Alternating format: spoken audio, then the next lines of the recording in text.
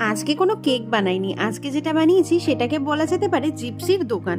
কেন এই কথা বলছি সেটা তো পুরো কেকটার ভিডিও দেখলেই বুঝতে পারবে। এই কেকটার অর্ডার এসেছিল নভেম্বর মাসে, ডেটটা আমার এক্স্যাক্টলি মনে নেই, তবে যখন নিম্নচাপ চলছিল আমাদের এখানে ঠিক সেই সময় অর্ডার এসেছিল, কারণ নিম্নচাপের মধ্যে ডেলিভারি করতে গেছিলাম একা একা। খুব সম্ভবত কেকটা চকলেট অথবা বাটারস্কচ ফ্লেভারে করেছিলাম, আমার না এক্স্যাক্টলি মনে নেই। একেই তো এতদিন পরে ভিডিও করছি, মানে মোটামুটি 2-3 দিন পরেই আমি ভুলে যাই, সেখানে এতদিন পরে কি করে মনে থাকবে বলো। আর কেন জিপসির দোকান বললাম এটা দেখলেই বুঝতে পারবে। হ্যাঁ, এইবার জিপসিগুলো দেওয়ার আগে আমি কিন্তু ক্লিন র্যাপ দিয়ে নিচটা মুড়ে নিয়েছিলাম।